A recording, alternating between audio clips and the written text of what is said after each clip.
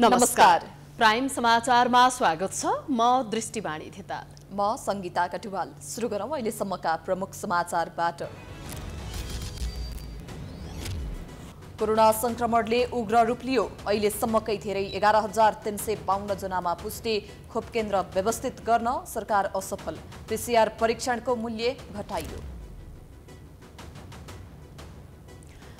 Corona संक्रमण बढेसँगै औषधि अभाव। प्यारासिटामोल पाउनै सकस। अहिले अभाव सृजना गरेर पछि कालोबजारी गर्ने व्यापारीको रणनीति। अनुगमन र कारबाही शून्य। स्थानीय तहको निर्वाचन समयमै गराउन गठबन्धनभित्र तीव्र मतभेद। संविधान र स्थानीय तह निर्वाचन ऐन बाँझिदा चुनाव विरोधीलाई फाइदा। आयोग पनि अलमलमा। नेकपा एमालेको 64 जिल्लामा जिल्ला अधिवेशन सम्पन्न। 13 जिल्लाको नेतृत्व चयनमा विवाद। वरिष्ठ उपाध्यक्षलाई पनि अधिकार दिने गरी विधान संशोधन। सुकुम्बासीलाई जग्गा उपलब्ध गराउने नाममा राजनीतिक फाइदा लिने सरकारको नियत। दर्जनौं आयोग बनिसक्दा पनि वास्तविक भूमिहीनले केही पाएनन्। कोरोनाको नयाँ भेरिएन्ट ओमिक्रोन प्रति बेवास्ता नगर्न WHO को चेतावनी। खोप नपाएका मानिसले ज्यान गुमाउन सक्ने भन्दै सचेत रहन आग्रह। र प्रधानमन्त्री कप राष्ट्रिय क्रिकेट प्रतियोगिताको उपाधि एपीएफलाई फाइनलमा पुलिस क्लब 21 रनले पराजित। मोहम्मद आसिफ शेख सर्वोत्कृष्ट खेलाडी।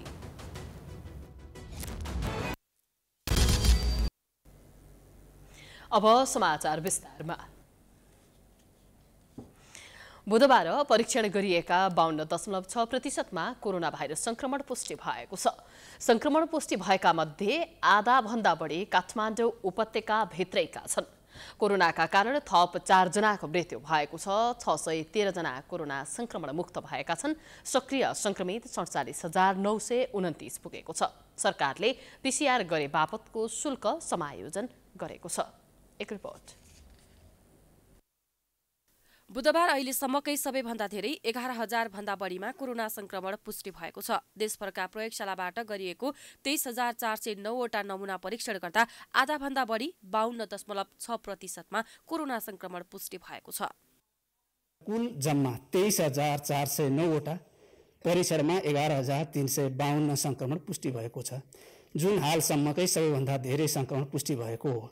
गत 24 घण्टामा गरिएका कुल पीसीआर परीक्षण मध्ये देशभरको औसत संक्रमण दर 52.6% रहेको छ।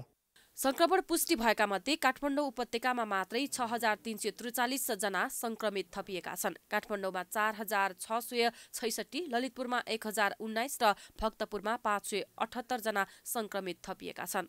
बुधबार कोरोना संक्रमणका कारण मृत्यु हुनेको संख्या पनि बढेको छ। बुधबार 4 जनाको कोरोनाका कारण मृत्यु भएको छ। मंगलबार 1 जनाको मात्रै मृत्यु भएको थियो। त्यस्तै कोरोना संक्रमण पश्चात 613 जना संक्रमण मुक्त भएका छन्। देशभर सक्रिय संक्रमित बढेर 47,929 पुगेको छ। तीमध्ये होम आइसोलेसनमा 46,515 जना र संस्थागत आइसोलेसनमा 1,414 जना रहेका छन्, जसमध्ये आइसियुमा 169 र भेन्टिलेटरमा 28 जना रहेका छन्। त्यस्तै सरकारले कोरोना भाइरस संक्रमण पत्ता लगाउन गरिने परीक्षण शुल्क समायोजन गरेको छ। स्वास्थ्य तथा जनसंख्या मन्त्रालयका अनुसार सरकारी अस्पतालमा 800 र निजी अस्पतालहरूमा 1500 पीसीआर परीक्षण हुने भएको छ। यसभन्दा अघि लिँदै गरिएको तोकिएको 1,000 रुपियाँ शुल्कलाई समायोजन गरेर हाल 800 रुपियाँ कायम गरिएको छ। त्यस्तै निजी प्रयोगशालाहरूबाट बढीमा 2,000 रुपियाँ शुल्क तिरेर परीक्षण गराउन सकिने व्यवस्थालाई परिमार्जन गरेर 1500 अधिकतम पीसीआर परीक्षण शुल्क तोकिएको छ। यसअगाडि निजी अस्पतालहरूमा 2,000 र सरकारी अस्पतालबाट 1,000 मा परीक्षण हुँदै आएको थियो। त्यस्तै सरकारी अस्पताल तथा प्रयोगशालामा लक्षण भएकाहरूको निशुल्क परीक्षण हुने स्वास्थ्य मन्त्रालयले जानकारी दिएको छ।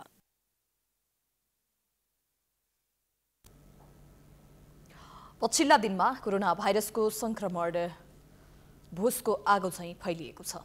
पछिल्लो एक साता अगाडि 20% को हाराहारीमा संक्रमित भेटिनेमा बुधबार 52% कोरोना पुष्टि भएको छ। कोरोना संक्रमण बढ्नुमा उपत्यकामा रहेका अस्तव्यस्त खोप केन्द्रहरू पनि प्रमुख कारण बनेका छन्। एक रिपोर्ट। मौसमी समस्याका कारण हो या बढ्दो कोरोना संक्रमणका कारण यतिबेला अधिकांश नागरिकमा रुगा, खोकी, ज्वरो आउने लगायतका समस्या बढ्दो छ। साथै कोरोना संक्रमणको बढ्दो ग्राफ पनि अत्यास लाग्दो छ। बुधबार मात्रै 11,000 भन्दा बढीमा कोरोना भाइरसको संक्रमण देखिएसँगै अझै कोरोना संक्रमित बढ्ने निश्चित जस्तै छ। संक्रमण बढ्नु र संक्रमण नफैलाउनका लागि अपनाउनुपर्ने सावधानीका विषयमा भने कुनै पनि निकाय जिम्मेवार देखिएका छैनन्। अझै कोरोना संक्रमणको जोखिमलाई बेवास्ता गरिँदै आइएको छ। काठमाडौँ उपत्यका झन् कोरोना संक्रमणको रेड जोनमा छ। दैनिक पुष्टि हुने संक्रमित मध्ये आधा संक्रमित उपत्यकाका नै देखिएका छन्। भिडभाड जन्य क्रियाकलाप रोकिएको छैन। अझै उपत्यकामा सञ्चालन भइरहेका खोप केन्द्रहरू कोरोना संक्रमण फैलाउने माध्यम जस्तै बनेका छन्। अब यति धेरै भिडमा बस्नु परेको छ हैन, त्यति डर लाग्छ कि लाग्दैन? लाग्छ नि, धेरै लाग्छ नि। अब भुलमा बस्दाखेरि कुनै बेला चाहिँ घरबाट ननिस्क्यु भन्छ नि, कहिले चाहिँ यस्तै भुलमा बस्दा गाह्रो हुन्छ। डर त लाग्छ। 25% बढी ग्रुप पनि नबस्नु भनेको छ, हो यसरी बस्नु परेको छ। त्यही भएर सरकारले नै 25 जना भन्दा बढी नभने भिडभाड अत्यास लाग्दो गरेर घण्टौं लाइनमा तछाड मछाड गरेर कोरोनाको जोखिमलाई समेत बेवास्ता गर्दै खोप लगाउन आउनुपर्ने बाध्यतामा रहेका नागरिकको विषयमा कुनै पनि निकाय जिम्मेवार देखिएका छैनन्। कोरोना संक्रमणको अवस्थालाई मध्यनजर गरेर खोप केन्द्रहरू व्यवस्थित बनाउन जिम्मेवार देखिएका छैनन्। खोप केन्द्रहरूमा हजारौंको संख्यामा भिडभाड देखिएको एक साता हुन लाग्दा समेत व्यवस्थित बनाउनेतर्फ ध्यान दिइएको छैन। अत्याधिक भिड छ। अब यही भिडको कारणले गर्दा जोखिम चाहिँ झन् बढ्न सक्ने सम्भावना चाहिँ रह्यो। अब जतिसुकै भौतिक दूरी कायम गर्नुस् भने पनि हाम्रो अब कल्चर पनि त्यही नै होला, ठेलमठेले गरेरै बस्ने।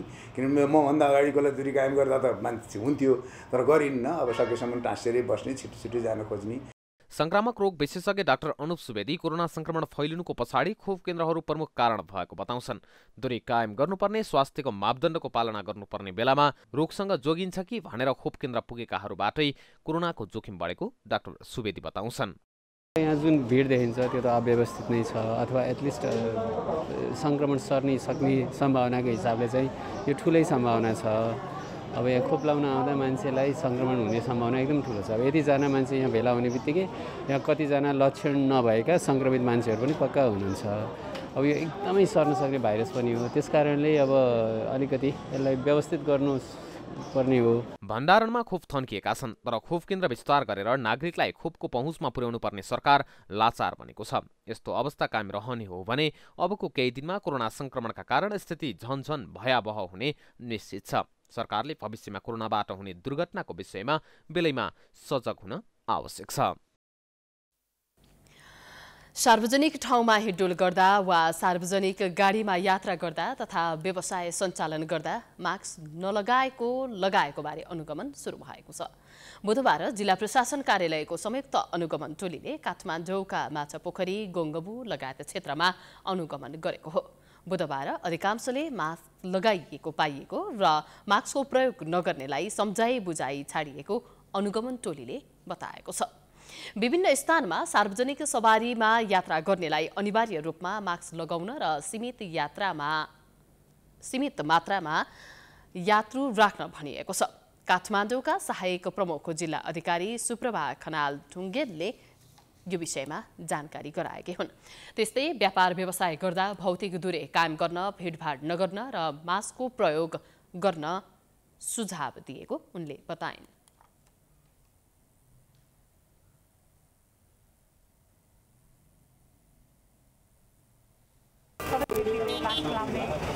भिडभाड नगर्ने, भौतिक दूरी कायम गर्ने भन्दाखेरि म यसै मार्फत सबै सर्वसाधारण लगायत व्यवसाय सञ्चालन गर्नेहरूलाई पनि यो अनुरोध गर्छु, सबैले मास्क लाउँ, भिडभाड नगरौँ, भौतिक दूरी कायम गरौँ। अनुगमनको क्रममा पनि सन्तोषजनक रूपमा मास्क लागेको पाइयो। यद्यपि कतिपयले मास्कहरू लाउनु भएको थिएन, उहाँहरूलाई हामीले अनुरोध गऱ्यौँ। आज सचेतनाको रूपमा हामी यो अनुगमनमा छौँ। निरन्तर रूपमा यो अनुगमन जारी रहन्छ र यसलाई हामी कारबाही पनि गर्दै जान्छौँ।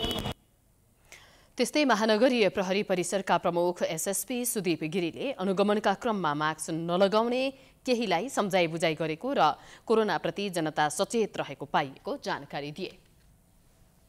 प्रायः नागरिकले चाहिँ मास्क लगाएको देखियो, केहीले मास्क नलाउनेहरूलाई हामीले अनुरोध गऱ्यौँ र हामी यहाँ अहिले आउँदाखेरि त्यो 3टा मलहरू हामीले चाहिँ अनुगमन गऱ्यौँ। त्यसमा हेर्दाखेरि केही पसलहरूमा मास्क नलाएको देखियो त्यहाँ पत्रकारहरूले तर सन्देश दिए गरेका छौँ र हामीले जुन अपेक्षा गरेका थियौँ त्यति सन्तोषजनक अवस्था चाहिँ अहिले हामी महसुस गरेका छौँ।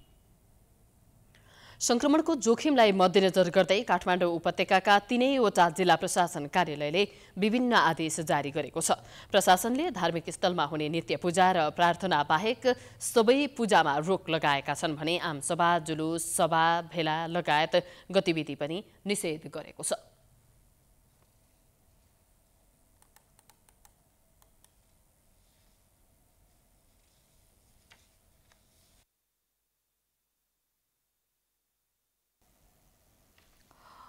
केही दिन यता संक्रमण बढ्दै गएपछि बजारमा औषधि अभावको अवस्था सिर्जना हुन थालेको छ।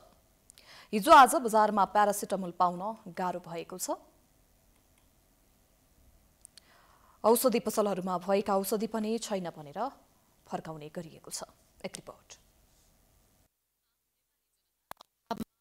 कुनै नौलो कुरा भने पक्कै पनि होइन। सामान्य रासनदेखि औषधिसम्मको अभावले गर्दा कयौं नेपालीहरूले ज्यान गुमाएका पनि छन्। त्यसैगरी दोस्रो लहरको कोरोना महामारीका समयमा अक्सिजन, औषधि उपचार, अस्पतालको अभावले गर्दा अस्वाभाविक रूपमा मानिसहरूले ज्यान गुमाएका थिए। सरकारले नेपालमा तेस्रो लहरको कोरोना महामारी भित्रिएको औपचारिक रूपमा घोषणा नगरे पनि दैनिक बढिरहेको संक्रमणले नेपालमा महामारीको तेस्रो लहर भित्रिसकेको देखाउँदछ। संक्रमण बढेसँगै हिजो आज बजारमा ज्वरो निको पार्न प्रयोग हुने प्यारासिटामोल अभाव हुन थालेको छ। विक्रेताहरू हिजो आज प्यारासिटामोल किन्न आउनेको संख्या पनि निकै बढ्न थालेको बताउँछन्। 1-2 पत्ता मात्र छ, त्यो पनि धेरै बेर टिक्दैन। एकैछिनमा अब यहाँ खोप लागेको आउनुहुन्छ, सिटामोल खोज्नुहुन्छ, लगेर जानुहुन्छ। अब त्यसपछि हाम्रो इम्पोर्ट पनि कम भइरहेछ हैन, जति मगाएको उति आउँदैन अनि कन्ज्युमरहरूलाई चाहिँ अलि बढी नै चाहिरहेछ। बजार पनि पाइरहेको छैन, हामी कहाँ पनि छैन। धेरै नै एकदम धेरै सिटामोल त एकदम धेरै माग बढ्यो। जस पहिलाको दाँजोमा अहिले अलि धेरै नै बढ्नु भएको छ, जुन यो फ्लू बढिरहेछ नि त, अलिकति यो कोरोना यो ओमिक्रोनको यो अलिकति बढी भाइरसले गर्दाखेरि चाहिँ अलिकति बढिरहनु भएको छ मान्छेहरू किन्ने पहिलाको दाँजोमा चाहिँ कस्टमरहरू। अन्य औषधि भन्दा पनि हिजो आज नेपालमा 500 mg को प्यारासिटामोलको अभाव देखिन थालेको हो। नेपालमा 500 mg को प्यारासिटामोल उत्पादन गर्ने 37वटा कम्पनी रहेका छन्, जसमध्ये 26 कम्पनीले सक्रिय रूपमा औषधि उत्पादन गर्दछन्। यस्तै एक विदेशी कम्पनीबाट प्यारासिटामोल आयात गरिन्छ, तर पनि बजारमा सहजै यो औषधि भने पाउन सकिएको छैन। अहिले अभाव सृजना गरेर पछि महँगोमा बेच्नका लागि औषधि व्यवसायी तथा पसलेहरूले प्यारासिटामोल लुकाउन थालिसकेका छन्, तर सरकारले अनुगमन र कारबाही गर्न सकेको छैन। यता औषधि व्यवस्था विभागका महानिर्देशक नारायण प्रसाद ढकाल भने औषधि अभाव हुन नदिने बताउँछन्। हुँदैन, हामी अभाव हुन दिँदैनौँ र जुनमा अभाव भनेर प्यारासिटामोलको कुरा आएको छ त्यसलाई पनि हामीले उद्योगहरूलाई सबैलाई भनि पनि सक्यौँ र हामी सार्वजनिक रूपमा उहाँलाई लेखेर पनि पत्र पनि लेख्छौँ र अनुगमन पनि गर्छौँ। अघि मैले भने जस्तो त्यो गरेपछि सर्वसाधारणहरू चाहिँ आत्तिनुपर्ने अवस्था चाहिँ छैन। दिनदिनै बढिरहेको कोरोना महामारीमाथि औषधि अभाव थपिँदा झनै विकराल अवस्था सृजना हुने हो कि भन्ने डर आम जनमानसमा देखिएको छ। उता दोस्रो लहरमा नै अभावका कारण त्यति धेरै क्षति बेहोरी सक्दा पनि सरकार औषधि अभाव हुन नदिन खासै प्रतिबद्ध देखिएको छैन। समयमै सरकारले औषधि अभाव हुन नदिन र नागरिकलाई सुरक्षित राख्नेतर्फ ध्यान पुर्याउन आवश्यक देखिएको छ। प्राइम टाइम्स एसडीका लागि क्यामेरामा भास्कर भट्टाचार्यका साथमा दीक्षा गौतमको रिपोर्ट। कोरोना संक्रमणले भयावह स्थिति लिइसक्दा पनि शिक्षण संस्थाहरूले भने लापरवाही गरिरहेका छन्। स्नातक तहको परीक्षा लिने क्रममा केही शिक्षण संस्थाले कोभिड र नन कोभिड विद्यार्थीलाई एउटै ठाउँमा राखेर परीक्षा लिन खोजेपछि विद्यार्थी आन्दोलित भएका छन्। जायज माग राखेर विरोधमा उत्रिएका विद्यार्थीमाथि प्रहरीले थप बल प्रयोग गरेको छ। एक रिपोर्ट। काठमाडौँको बुद्धनगर स्थित कान्तिपुर इन्टरनेसनल कलेजमा विद्यार्थीहरूले भौतिक रूपमै लिइने परीक्षाको विकल्प खोज्नुपर्ने अथवा कोभिड र नन कोभिडलाई छुट्टा छुट्टै राख्नुपर्ने माग राख्दै परीक्षा हलमा प्रवेश गर्न अस्वीकार गरेपछि उनीहरूमाथि प्रहरी प्रशासनले बल प्रयोग गरेको छ। चार्ज हुँदैछ, विद्यार्थीहरूमाथि गम्भीर रूपमा लाठीचार्ज हुँदैछ। दर्शकबिन यो अनावश्यक बल प्रयोग भइरहेको छ। यो हेर्न सक्नुहुन्छ, कपडाहरू च्यातिएका छन्। कोरोना महामारी बीच लिइएको परीक्षामा कोरोनाका सबै मापदण्ड पालना गर्नुपर्ने मागसहित आन्दोलित BA LLB का केही विद्यार्थीहरू घाइते भएर अस्पताल भर्ना भएका छन् भने केहीलाई प्रहरीले पक्राउ गरेको छ। आन्दोलित कानुनका विद्यार्थीहरूले प्रहरी दमनको चर्को विरोध गरेका छन्। आफू नपढेर तयारी नगरेर परीक्षाबाट भाग्न खोजेको त हैन। हात छोड्नु। यसको सबै कुरा सोध्नु कन्ट्र्याक्ट लको एक्जाम हो, जहाँबाट सोध्नुहुन्छ म तपाईलाई भनिदिन सक्छु। तर हाम्रो यो आन्दोलन भनेको हाम्रो सबै युनिटीमा सबैजना साथीहरूको लागि हामी आज यसरी लागि परिरहेका छौँ। युनिभर्सिटीले स्वास्थ्य नाम अंकिता त्रिपाठी। हाम्रो कारणले गर्दा हाम्रो परिवारलाई कोभिड सरेको छ। हामी एउटा कोठामा बसेर हामी त कोठामा बसेर उ गर्ने हो हैन। हाम्रो कोठामा समस्या हुन्छ, परिवार हुन्छ, बुढाबुढी मान्छेहरू हुनुहुन्छ, उहाँले कोरोना हाम्रो कारणले सरिरहेछ। मान्छे जबरजस्ती मार्ने काम पूर्वाञ्चल विश्वविद्यालयले गरिरहेको छ। हामी प्रहरीको शासनमाथि छौँ कि कानुनको शासनमाथि छौँ त्यो बुझ्न गाह्रो परेछ के यार। के हो हामी कानुनको शासन हो कि प्रहरीको शासन हो कि? प्रहरीहरुको वीरताको लागि वीरता देखाइदिनु भयो प्रहरीहरुले।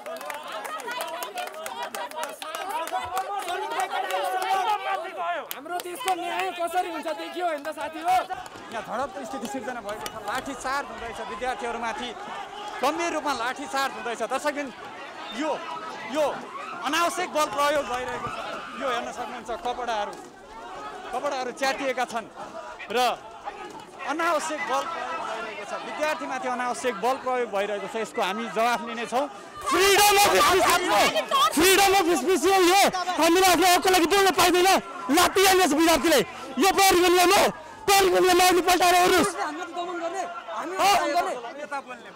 पुलिसले हामीमाथि दमन गर्ने? पुलिसको को हो? पुलिस देशको सुरक्षा गर्ने मान्छेको गुन्डा हो।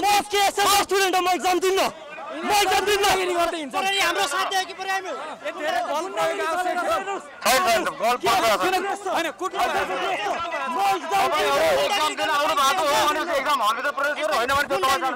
गर्न पाइन्छ यसरी?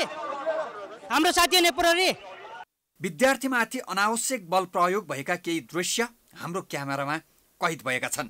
तर सुरक्षाकर्मीले भने विद्यार्थीमाथि कुनै किसिमको दमन नभएको गैर जिम्मेवार प्रतिक्रिया दिए।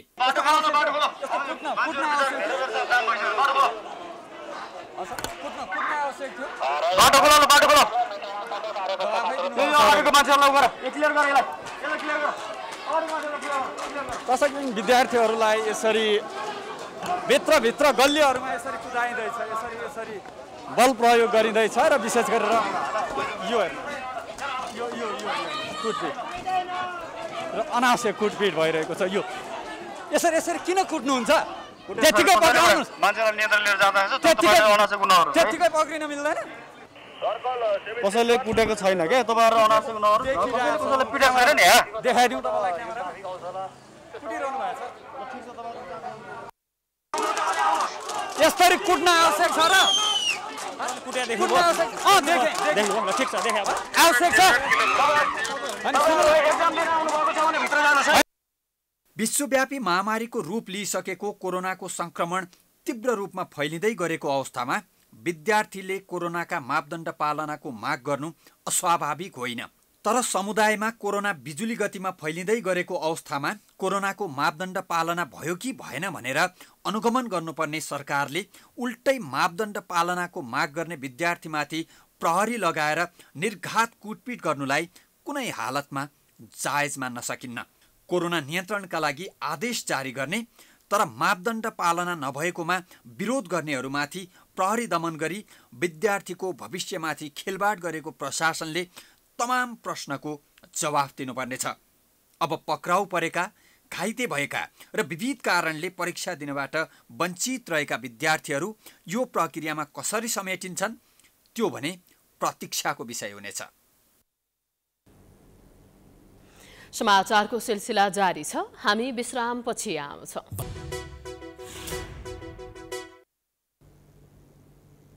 विश्रामपछि स्वागत छ। अब बाँकी समाचार। मधेस आन्दोलन भएको आज 15 वर्ष पूरा भएको छ। मधेस प्रदेश सरकारले विभिन्न कार्यक्रमको आयोजना गरी बलिदानी दिवसको रूपमा मनाउँदै आएको छ। तत्कालीन मधेसी जनाधिकार फोरम नेपालका नेताहरूले अन्तरिम संविधानको प्रतिलिपि जलाएपछि मधेसमा आन्दोलन चर्केको थियो। एक रिपोर्ट। 2063 सालमा तत्कालीन मधेसी जनअधिकार फोरम नेपालका संयोजक उपेन्द्र यादव लगायतका नेताहरूले अन्तरिम संविधानको प्रतिलिपि जलाएका थिए। प्रतिलिपि जलाएको आरोपमा उपेन्द्र यादव लगायतका नेताहरूलाई प्रहरीले पक्राउ गरेपछि मधेसका जिल्लामा आन्दोलन सुरु भएको थियो। प्रथम मधेस आन्दोलनको क्रममा 2063 माघ 5 गते सिराहाको लहानमा रमेश महतो शहीद भएका थिए। त्यसपछि आन्दोलन चर्किएपछि तत्कालीन प्रधानमन्त्री गिरिजाप्रसाद कोइराला नेतृत्वको सरकारले मधेसी मोर्चासँग सम्झौता गरेको थियो। सम्झौता अनुसारका माग अझै पूरा नभएको मधेसी दलका नेताहरूले बताउँदै आएका छन्। मधेसी दलहरूले पनि आन्दोलनलाई मधेसी जनताको माग पूरा गर्न भन्दा पनि आफ्नो सत्ता सौदाबाजीको रूपमा प्रयोग गर्दै आएका छन्, जसका कारण सम्झौता भएका मुद्दा समेत ओझेलमा परेका छन्। बलिदान दिवसको अवसरमा मध्य प्रदेशका मुख्यमन्त्री लालबाबु राउतले मधेसी जनताको लागि बलिदान दिएका शहीदको सपना साकार पार्नेमा प्रदेश सरकार लागि परेको बताएका छन्। शहीदों का एक सपना था कि मधेश सरकार बने और मधेश सरकार में यहाँ के युवा, यहाँ के लोग, चाहे यहाँ के मधेसी हो, थारू हो, दलित हो या मुस्लिम हो या अल्पसंख्यक हो, यहाँ के लोग प्रदेश के प्रहरी में जाए, उनके सीना पर, उनके छाती पर जो मधेश प्रहरी हो। अब तो मधेश सरकार बन चुका है, अब होने वाला, और ये सरकार प्रहरी ला चुकी है और संघीय सरकार 2 वर्ष से विलंब कर रहा है, वो समायोजन नहीं कर रहा है। विभिन्न समयमा भएको मधेस आन्दोलनको क्रममा ज्यान गुमाएका 57 जनालाई सरकारले शहीद घोषणा गरेको थियो। त्यस्तै सुरक्षाकर्मीतर्फ 11 जनाले ज्यान गुमाएका थिए। प्रदेश सरकारले बुधबार सप्तरीमा एक कार्यक्रमको आयोजना गरी प्रत्येक शहीद परिवारलाई 3 लाखको दरले आर्थिक सहयोग तथा सम्मान गरेको छ। प्रथम बलिदानीको सम्झनामा मधेस केन्द्रीय दल र प्रदेश सरकारले माघ 5 गतेलाई बलिदानी दिवसको रूपमा मनाउँदै आएका छन्। चर्चामा रहेको स्थानीय तहको निर्वाचन प्रस्तावित मितिमै हुने नहुनेमा दिनदिनै शंका बढ्दै गएको छ। स्थानीय तह निर्वाचन ऐन 2073 र संविधानको धारा 225 बाँधिदा यही छिद्र प्रयोग गरेर सत्तारूढ 5 दलीय गठबन्धनले आगामी वैशाखमा चुनाव नगराउने सम्भावना बढ्दै गएको हो। एक रिपोर्ट। तह निर्वाचन ऐन 2073 को दफा 3 को उपदफा 1 बमोजिम स्थानीय तहका सदस्यको कार्यकाल समाप्त हुनुभन्दा 2 महिना अगाडि चुनाव हुनुपर्ने व्यवस्था छ। यो व्यवस्था अनुसार आगामी जेठ 5 गते सबै स्थानीय तहका प्रमुख एवं सदस्यहरूको कार्यकाल समाप्त हुनेछ। ऐनको व्यवस्था अनुसार 2 महिना अगाडि नै निर्वाचन गरेर रिक्त हुने सदस्य एवं पदाधिकारीबारे टुङ्गो लगाउने हो भने 2078 चैत 5 गते भित्रै स्थानीय तह निर्वाचन गरिसक्नुपर्ने देखिन्छ। तर निर्वाचन आयोगले प्रस्ताव गरेको मिति नै वैशाख 2 साता रहेको र यो मिति नै त्रुटिपूर्ण छ। त्यो चाहिँ ब्लन्डर भयो अलिकति हैन, त्यो गर्नु हुँदैन थियो। तर जहाँसम्म लाग्छ अब मलाई चाहिँ यो चाहिँ यसलाई अब धेरै यसमा चाहिँ हामी अड्किनु हुँदैन हैन। एउटा चाहिँ संवैधानिक अङ्गको हिसाबले यसले अब आफ्नो अब काम गरेको छ र कतिपय अवस्थामा यो चाहिँ भयो होला हैन। त्रुटिहरू अब कोभिडको कुराहरू छन्, यसमा चाहिँ अब राजनीतिक एउटा सहमतिको अब प्रयासहरूमा कहीँ विफलहरू भयो होला हैन। अब यो कुराबाट अब निर्वाचन आयोग अब अथवा सबै संवैधानिक अङ्गहरूले यस्तो कुराबाट पाठ सिकेर अगाडि बढ्नुपर्छ भनेर म चाहिँ सुझाव गर्छु। आयोगले भने स्थानीय तह निर्वाचन ऐन 2073 अनुसार वैशाख 14 गतेको मितिमा स्थानीय तहको निर्वाचन प्रस्ताव गरेको हो। उक्त मितिमा निर्वाचन हुन नसक्ने हो भने वैशाख 14 गते पहिलो चरण र वैशाख 22 गते दोस्रो चरणमा स्थानीय तहको निर्वाचन सम्पन्न गराउने उसको प्रस्ताव छ। आगामी जेठ 5 गतेदेखि स्थानीय तह रिक्त हुने हुँदा शून्यतामा स्थानीय तह नजाओस् र जनताका दैनन्दिनका कामहरू प्रभावित नहोस् भनेर उक्त मिति प्रस्ताव गरेको आयोगको स्पष्टोक्ति छ। आगामी 79 साल जेठ 5 गते राति 12 बजेबाट निर्वाचित पदाधिकारीहरू, अहिले स्थानीय सरकारका पदाधिकारीहरूको पदावधि सकिन्छ। जेठ 6 गतेबाट भ्याक्युम हुन्छ र कहीँ पनि हाम्रो संविधानमा कानुनमा कहीँ पनि स्थानीय सरकारलाई भ्याक्युम राख्ने परिकल्पना गरिएको छैन। 6 गते नयाँ इलेक्टेड अथोरिटीले रिप्लेस गर्नुपर्छ भन्ने सामान्य मान्यता र आयोगको बुझाइ यही हो। सत्तारूढ दलको मंगलबार बसेको बैठकले संविधानको धारा 225 अनुसार स्थानीय तहको निर्वाचन गर्ने धारणा बनाएको छ। संविधानको धारा 225 बमोजिम स्थानीय तहका पदाधिकारी एवं सदस्यको कार्यकाल चुनाव भएको मितिले 5 वर्षको हुनेछ। कार्यकाल समाप्त भएको 6 महिनाभित्रमा अर्को निर्वाचन सम्पन्न गर्नुपर्नेछ। यही छिद्र प्रयोग गरेर सत्तारूढ 5 दलीय गठबन्धनले स्थानीय तहको निर्वाचन ऐन 2073लाई बरु संशोधन गर्ने र आगामी वैशाखमा चुनाव नगराउने प्रपञ्च रच्दैछ। निर्वाचन आयोगसँग परामर्श भइराखेको छ। फेरि निर्वाचन आयोगसँग परामर्श भएर हामीले संविधानले तोकेकै समयमा हामी स्थानीय निर्वाचन सम्पन्न गरेर सङ्घीयतालाई अझ मजबुत बनाउँदै र स्थानीय तहले जो स्थानीय सरकार छ यसले जनतालाई अरू प्रभावकारी रूपमा सेवा सुविधा पुर्याउने कुरामा सरकार चाहिँ गम्भीर छ र समयमै स्थानीय निर्वाचन सम्पन्न गराउँछ। प्रमुख प्रतिपक्षी दल नेकपा एमाले भने जसरी पनि निर्वाचन आयोगले प्रस्ताव गरेकै मितिमा स्थानीय तहको निर्वाचन हुनुपर्ने अडानमा छ। स्थानीय तह समयमै हुनुपर्छ। वैशाखको 30 गते अघिल्लो पटकको निर्वाचन भएको छ। अब आउने वैशाखको 30 गते यसको पूर्ण म्याद सकिन्छ। 1 हप्ता पदस्थापन गर्ने समय थप गरेका छ। त्यसो गर्दाखेरि जेठको 7 गते भित्रमा सबै जनप्रतिनिधिहरू आफ्ना कुर्सीमा बस्नुपर्छ। ए नामको आओस् कि बी नामको आओस् कि सी नामको आओस्, तर जनप्रतिनिधि त्यहाँ बस्नुपर्छ। यता संविधानको धारा 225मा गएको अवस्थामा संवैधानिक सङ्कट आउन सक्ने कानुनविदको चेतावनी छ। 6 महिनाभित्रमा निर्वाचन हुनुभन्दा अगाडिको अवस्थामा कसले चलाउने त त्यो कुरा? सङ्घीय संसद अथवा प्रदेश सरकारले चलाउने भन्ने कुरो त अथोरिटी दिने चाहिँ एउटा हामीसँग चाहिँ टुल्स पनि छैन छ त। भनेपछि के हुन्छ भने संविधानपट्टि हामी लाग्यो भने त्यसले चाहिँ ठुलो चाहिँ बबन्डर खडा गर्छ होइन। एक किसिमको लिगल भ्याकुम यो कन्स्टिट्युसनल क्राइसिस जस्तो अवस्थाहरू आउँछ त्यसमा चाहिँ होइन। संवैधानिक र कानुनी जटिलता समाधानका लागि सर्वप्रथम दलहरूबीच राजनीतिक सहमति कायम गरी स्थानीय तह निर्वाचन ऐन 2073 र संविधानको धारा 225 बीच बाजिएको विषयलाई संसदीय प्रक्रियाबाट टुङ्ग्याउनु बुद्धिमानी हुने देखिन्छ। त्यसपछि निर्वाचनमा लाग्नु बेस हुनेछ। प्राइम टाइम्स एचडीका लागि हरिशरण तिमल सिन्हाको रिपोर्ट। असोजमा विधान महाधिवेशन गरेर मङ्सिरमा केन्द्रीय महाधिवेशन गरेको नेकपा एमाले 64 जिल्लामा जिल्ला अधिवेशन पनि गरिसकेको छ। सर्वसम्मत नेतृत्वको लागि जोडबल गरेको एमाले 14 जिल्लामा सर्वसम्मत हुन नसकेपछि त्यसका लागि नै प्रयास गरेको छ। उता प्रदेश अधिवेशन भने कोरोना भाइरसको संक्रमणका कारण प्रभावित भएको छ। एक रिपोर्ट। नेकपा एमाले 64 जिल्ला र 2 विशेष जिल्लामा जिल्ला अधिवेशन गरेर नेतृत्व चयन गरेको छ। कतिपय जिल्लामा भने अधिवेशन उद्घाटन भए पनि नेतृत्वको लागि धेरै आकांक्षी भएपछि अधिवेशन सम्पन्न हुन सकेको छैन। पर्सा, सिन्धुपाल्चोक, चितवन र दैलेख गरी 4 जिल्लामा अधिवेशन उद्घाटन भए पनि नेतृत्व चयन गर्न र समापन गर्न बाँकी रहेको छ। त्यस्तै धनुषा, महोत्तरी, सर्लाही, मनाङ, मुस्ताङ, रुकुम पूर्व, रोल्पा, हुम्ला र बझाङ गरी 9 जिल्लामा अधिवेशनका मितिहरू कोभिड-19 महामारीको संक्रमणलाई ध्यानमा राखेर तय गरिने नेकपा एमालेका कार्यालय सचिव डाक्टर भीष्म अधिकारीले जानकारी दिए। त्यसैगरी विद्यार्थी विशेष र उद्योग व्यवसाय विशेष जिल्ला कमिटिका अधिवेशनहरू पनि पछि आयोजना गरिनेछन्। केही हिमाली जिल्लाहरू छोडेर हामीले 63वटा जिल्लाको जिल्ला अधिवेशन गएको 23 गते राष्ट्रिय रूपमै पार्टी अध्यक्ष कमरेड केपी शर्मा ओलीबाट भर्चुअली उद्घाटन भयो र स्वाभाविकै रूपले जिल्ला अधिवेशनहरू अहिले त्यो मध्येमा 65वटा जिल्ला अधिवेशनहरू सम्पन्न नेतृत्व चयन भइसकेको छ। केही हिमाली जिल्लाहरूमा यो हिउँ परेको कारणले भौगोलिक कारणले हामीले अधिवेशन गर्न सकिराखेका छैनौँ।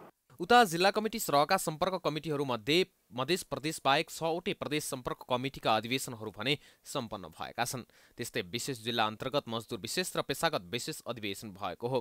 तर प्रदेश अधिवेशन र प्रदेश कमिटी चयन गर्न भने बाँकी रहेको छ, जसका लागि कोरोनाका कारण तोकिएको मितिलाई माघको अन्तिममा सारिएको छ। 8 माघका लागि तोकिएको एमालेका प्रदेश अधिवेशनहरू 28 र 29 माघका लागि सारिएका छन्। प्रदेशमा पनि सर्वसम्मत नेतृत्वको अभ्यास गर्ने एमालेको तयारी छ, तर अहिलेसम्म कुनै प्रकारको छलफल भने सुरु नभएको कार्यालय सचिव अधिकारीको भनाइ छ। त्यो केही आकलन गरिएको त होला, तर प्रतिनिधि नै छनौट भइसकेको स्थिति छैन। त्यसमा यसै भनेर भन्न सकिँदैन। अहिले केही साथीहरूको बिचमा माथिल्लो तहमा त्यो प्रदेशको तहमा त्यहाँका कमेडहरूले अब यसरी जाँदा ठिक हुन्छ भन्ने कुरो अनौपचारिक रूपमा गरेको हुन सक्नुहुन्छ, तर त्यसरी निर्दिष्टै गरेर यही नै नेतृत्व हुने भन्ने कुराहरू तय भएको छैन। गएको पुस 23 गते एमाले 61 जिल्ला र 2 विशेष जिल्ला अधिवेशन एकैपटक सुरु गरेको थियो, तर अधिकांश जिल्लामा सर्वसम्मत भए पनि अन्य जिल्लामा सर्वसम्मत नहुँदा नेतृत्व चयन हुन सकेको छैन। त्यसमाथि कोरोनाको बढ्दो संक्रमणका कारण बाँकी रहेका जिल्ला अधिवेशन तथा प्रदेश अधिवेशन समयमा नै हुन सक्ने सम्भावना न्यून बन्दै गएको छ।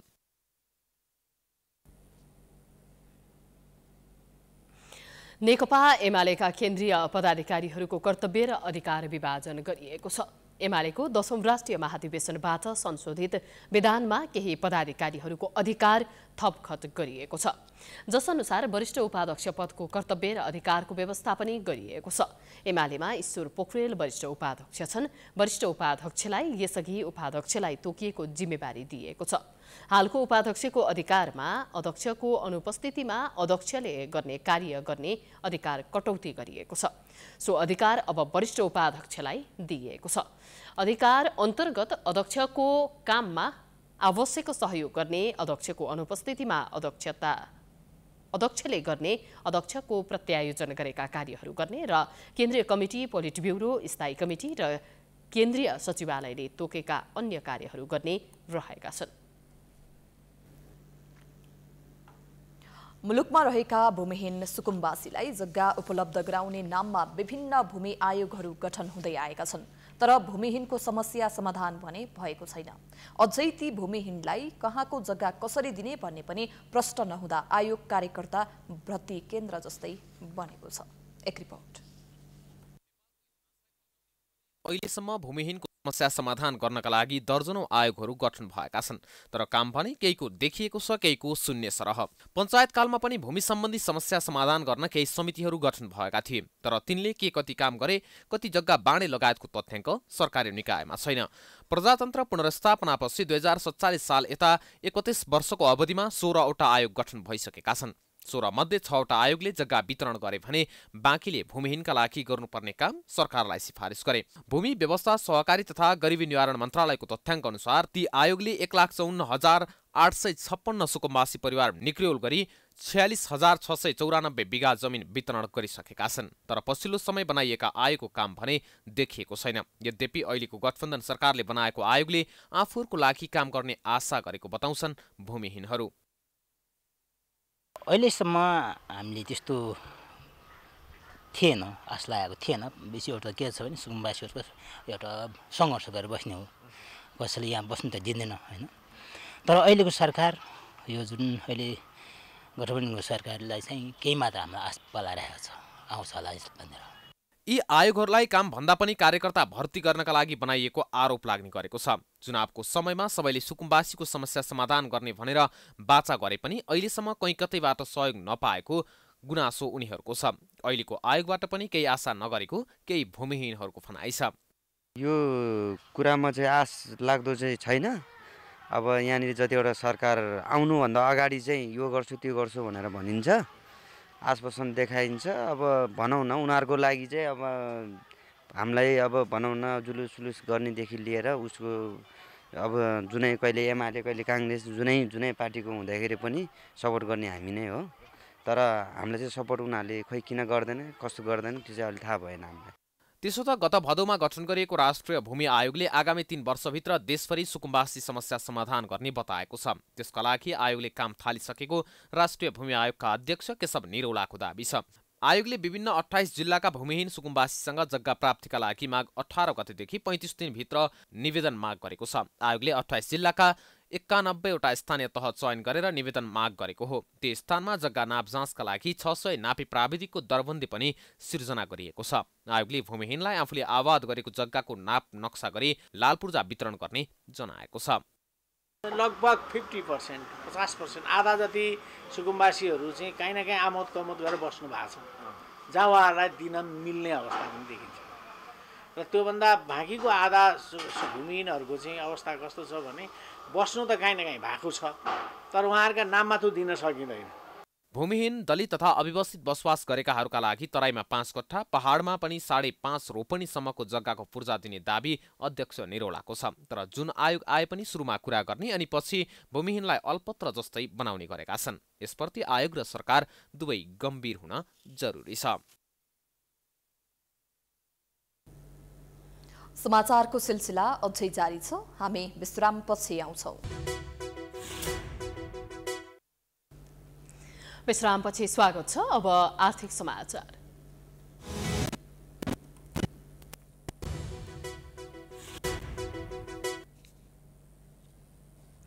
चालू आर्थिक वर्षको सुरुदेखि नै काम गर्नका लागि तरलता अर्थात् नगद रकमको अभाव झेलेकाहरू अहिले पनि उही समस्याभित्र नै रुमलिएका छन्। सरकारले खर्च गर्न नसक्नु, उच्च अङ्कको कर्जा विस्तार हुनु र बढ्दो आयातलाई यसको कारण मानिएको छ। काम गर्नका लागि अझै पनि पैसा पाइँदैन। बैंकहरूले चेक साटेर नगद दिने अवस्था छैन। राष्ट्र बैंकले भने अब अवस्था सहज बन्दै जाने दाबी गरेको छ। एक रिपोर्ट। को कर्जा विस्तार र अर्कोतिर 150 अर्बको मात्र निक्षेप सङ्कलन हुँदा बजारमा तरलता अभाव भएको नेपाल राष्ट्र बैंकले पटक पटक स्पष्ट पार्दै आएको छ। त्यस्तै उच्च अङ्कको आयात पनि तरलता अभावको अर्को प्रमुख कारण हो। मासिक औसतमा 170 अर्बको आयात भइरहेको तथ्याङ्कले देखाउँछ। अर्को, विदेशबाट आउने रेमिट्यान्स रकम घट्दो क्रममा हुँदा पैसा कम भित्रिरहेको छ। वैदेशिक लगानी सामान्य बढे पनि त्यो बढाइको खासै अर्थ छैन। खर्च गर्न नसकेर ढुकुटीमा 291 अर्ब रुपियाँभन्दा बढी जम्मा भइसकेको छ।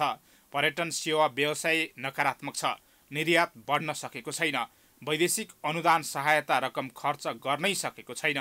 दात्री संस्थाबाट स्वीकृत भएको ऋण पनि खर्च हुन सकेको छैन।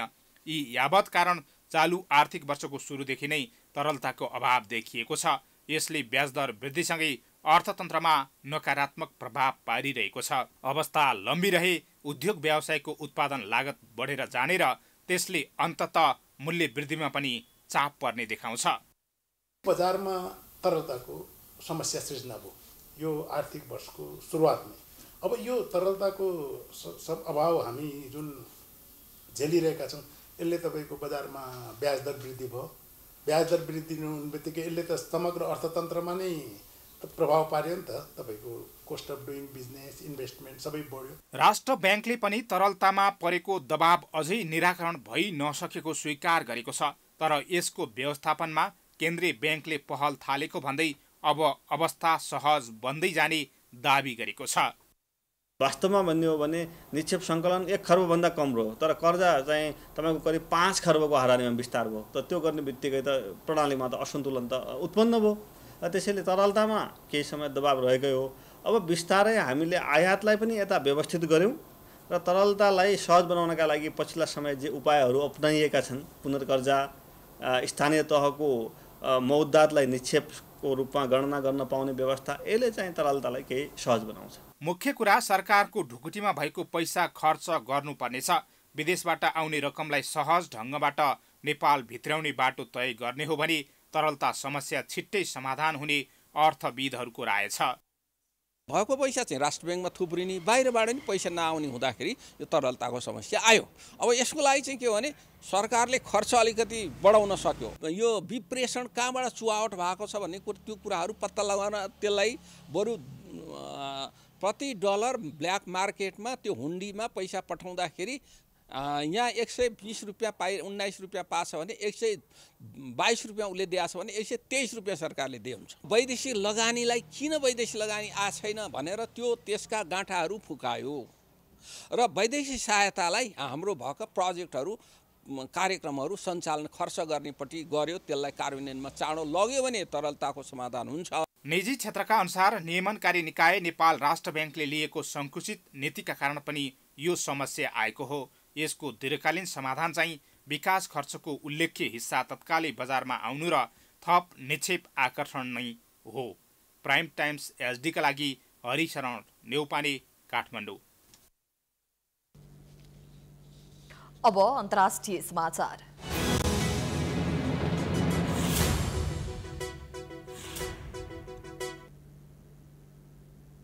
विश्व स्वास्थ्य संगठन WHO ले कोरोना भाइरसको नयाँ भेरिएन्ट ओमिक्रोनले यस अघिको भेरिएन्ट डेल्टा भन्दा कम जटिल प्रकारको कोभिड गराउँछ भनेर व्यवस्था गर्न नहुने बताएको छ। WHO का महानिर्देशक टेड्रोस एड्हानोम गेब्रेयससले नियमित प्रेस ब्रिफिङमा बोल्दै विश्वका धेरै मानिसहरू अहिले पनि खोपको पहुँचभन्दा बाहिरै रहेको अवस्थामा यसलाई व्यवस्था गर्दा धेरैले ज्यान गुमाउने जोखिम रहने बताएका छन्। ओमिक्रोनका कारण मानिसहरू अस्पताल भर्ना भइरहेको र मृत्यु पनि भइरहेको स्मरण गराउँदै उनले पहिलेको भेरिएन्ट भन्दा कम जटिल प्रकारको संक्रमण गराए पनि लापरवाही नगर्न सचेत गराएका हुन्। उनका अनुसार विश्वभर नै भाइरस अत्यन्तै तीव्र गतिमा फैलिरहेकोले गर्दा धेरै देशका लागि आगामी केही साता निकै जोखिमयुक्त रहेको छ। उक्त अवधिमा ती देशका स्वास्थ्यकर्मी र स्वास्थ्य प्रणालीमा ठूलै दबाव पर्ने उनले बताएका छन्। उनले ओमिक्रोनको प्रकोपका कारण महामारी निकट भविष्यमा नै अन्त्य हुने लक्षण नदेखिएको बताउँदै सम्भावित नयाँ भेरिएन्टहरू फेरि पनि देखिन सक्ने चेतावनी दिए।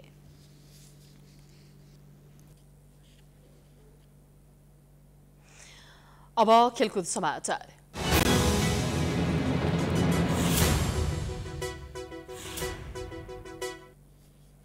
नेपाल एफएफ क्लबले पीएम कप टी20 क्रिकेट प्रतियोगिताको उपाधि जितेको छ। बुधबार भएको फाइनलमा नेपाल पुलिस क्लबलाई 21 रनले हराउँदै एफएफ च्याम्पियन बनेको हो। ट्यु क्रिकेट मैदानमा एपीएफले दिएको 158 रनको लक्ष्य पछ्याएको पुलिसले 20 ओभर 7 विकेट गुमाएर 136 रन मात्र बनाउन सक्यो। पुलिसका लागि दिपेन्द्र सिंह ऐरीले 65 रनको अर्धशतकीय इनिङ्स खेले पनि टोलीलाई जित भने दिलाउन सकेनन्। एफएफका किशोर महतोले 3 विकेट लिए। यसअघि टस हारेर पहिले ब्याटिङ गरेको एफएफले 19 ओभर 5 बलमा अल आउट हुँदै 157 रन बनाएको थियो। एफएफका लागि अमर रौटेलाले सर्वाधिक 29 रन बनाए। पुलिसका दिपेन्द्र सिंह ऐरी र सागर ढकालले 3-3 विकेट लिए। उपाधिसँगै एपीएफले नगद 5 लाख प्राप्त गरेको छ। उपविजेता बनेको पुलिसले 3 लाख प्राप्त गरेको छ। प्रतियोगितामा नेपाल एपीएफ क्लबका मोहम्मद आसिफ शेख सर्वोत्कृष्ट खेलाडी घोषित भएका छन्। प्रतियोगिताको उत्कृष्ट ब्याट्सम्यान पुलिस क्लबका कुशल भोर्तेल चुनिएका छन्। यस्तै उत्कृष्ट बलर लुम्बिनीका अनिल खरेल चुनिएका छन्। यसअघि एक दिवसीय फर्म्याटमा हुँदै आएको पीएम कप यसपटक भने टी20 फर्म्याटमा भएको हो। ओमानमा आयोजना हुने आईसीसी टी20 विश्वकपको ग्लोबल छनौटलाई मध्यनजर गर्दै नेपाल क्रिकेट संज्ञानले टी20 फर्म्याटलाई प्रतियोगिता गर्ने तयारी गरेको हो। प्रतियोगितामा 10 टोलीको सहभागिता रहेको थियो।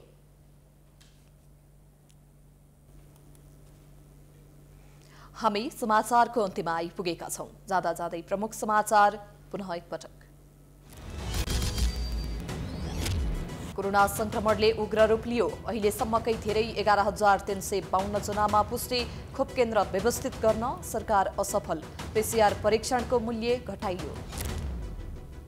कोरोना संक्रमण बढेसँगै औषधि अभाव। प्यारासिटामोल पाउनै सकस। अहिले अभाव सृजना गरेर पछि कालोबजारी गर्ने व्यापारीको रणनीति। अनुगमन र कारबाही शून्य। स्थानीय तहको निर्वाचन समयमै गराउन गठबन्धनभित्र तीव्र मतभेद। संविधान र स्थानीय तह निर्वाचन ऐन बाजिदा चुनाव विरोधीलाई फाइदा। आयोग पनि अलमलमा।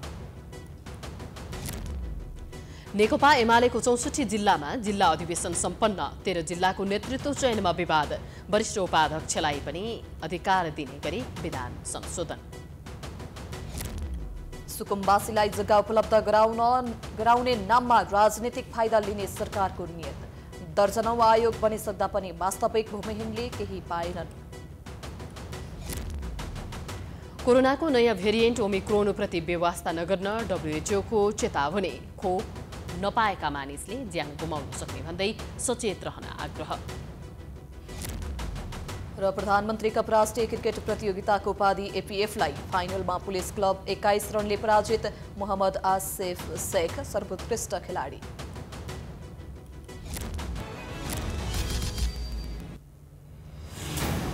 प्राइम समाचार अहिलेलाई सकियो। यसपछिको प्रस्तुति जनता जान्न चाहन्छन् ऋषि धमलाको साथमा हेर्न सक्नुहुनेछ। हेर्दै गर्नुहोला प्राइम टाइम्स एसडी। नमस्कार।